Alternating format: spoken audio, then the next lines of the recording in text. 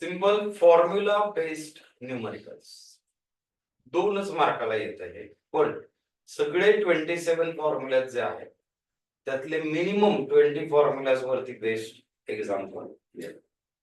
आता सिंपल आपला एक फॉर्म्युला काय x raise to n d x. काय formula x raise to n plus 1 upon n plus 1 plus C. सुरुवातीला काय होतं डेरिव्हेटिव्हशी कन्फ्युज होतो, कारण डेरिव्हेटिव्हला एक्स रेस टू एन चा काय होतं n into x raise to n minus 1 होतं. ते आठवतच जरा जर अभ्यास केलेला M1 ला असेल तर, अदरवाईज काय फरक पडत. आता हा फॉर्म्युलाचं इम्प्लिमेंटेशन करायचं एक्स डी एक्स. तर एक्स रेस टू किती आहे इथे 1, काहीच नाही म्हणजे 1. मग x raise to 1 plus 1 upon 1 plus 1 plus 1 plus 1 काय 2. X raise to 2 upon 2 plus x raise to 2 dx म्हणजे x raise to 2 plus 1 upon 2 plus 1 plus C. Plus C विसरायचं म्हणजे काय x raise to 3 upon 3 plus C. मग आपण direct पण लिहू शकतो एक्स रेस टू 3 dx म्हणजे x raise to 4 upon 4 plus C. आता मजा बघा, आता हे लगेच कळतं, लगेच सोपं. हेच पुढे गेलं आणि सेम कॉन्सेप्ट तिथे आले की पुन्हा गडबड. आता स्टेप वाईज केलं x raise to 3 plus 1 upon 3 plus 1 plus C is x raise to 4 upon 4. आता x raise to 10 dx direct सांगतो. सांग काय x raise to 11 upon 11 plus 3. X raise to 99 बोला x raise to 100 upon 100 plus 3. Easy आहे, 100% easy आहे, कळा. X raise to 2025 is x raised to 26 upon 26 plus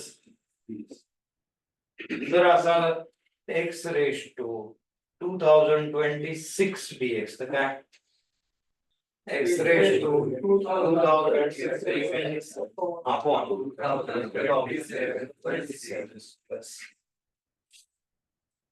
x raised to t equals x raised to t plus 1 upon t plus 1.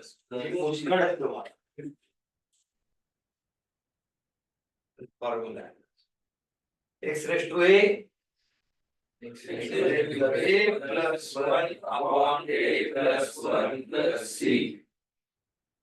X raised to b x raised to b plus 1 upon b plus 1 plus 1 plus c.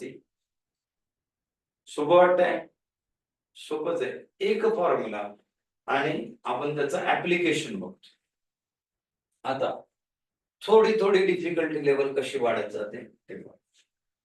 चालेल, इथे काय ना x raise to 1/2 dx काय x raised to 1/2 plus 1 upon 1/2 plus 1 plus c. आता 90% मुलांचा problem येतो. याला कसं सिम्प्लिफाय कसं करायचं सांग. 1/2 plus 1 म्हणजे करेक्ट 1 plus 2/2 is 3/2.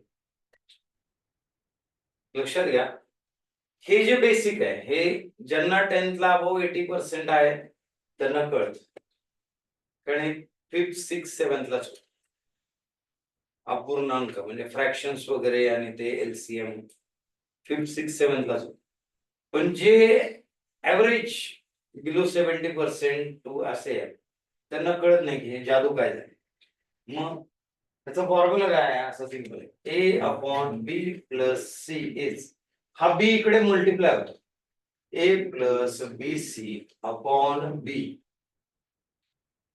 ते डायरेक्ट ज्यावेळी आपण लिहितो 1/2 + 1 म्हणजे मी बघितलंय खूप जण 1/2 + 1 डायरेक्ट 1 + 1 2/2 आन्सर इज 1 असं पण शोध लावतो. 1 अधिक अर्धा दीड होतो यांचा 1 अधिक अर्धा एकच होतो. असे करणारे महाभाग आहेत त्यामुळे मी हे डिटेल आता जर असाच 2/3 + 5 तर कसं लिहिलं असतं 2 + 50 divided by 17/3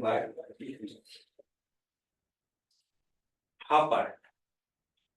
मग काय आलं बघा तिथे x⁻² काय आलं x⁻³ 3/2 अपॉन 3/2 प्लस आता 1/3/2 तर याचा रेसिप्रोकल घ्यायचा 1/a/b इज b/, उलटून गुणिले कॉन्सेप्ट b/, मग हा काय आहे ना 2/3 x⁻³ 3/2 प्लस आता हा x⁻³ 3/2 कसा लिहिणार 2/3 square root of x³ plus c.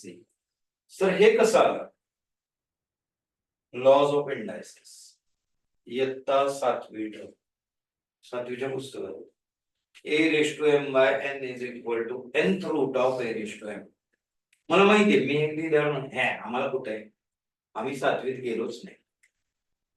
7वीत exponential lodge of इंडायसेसचा हा फॉर्म्युला जो इथे आणि हे असंच लिहावं लागतं असं 2 मार्क्सला गणित आला या पद्धतीने आन्सर रिप्रेझेंट करावं.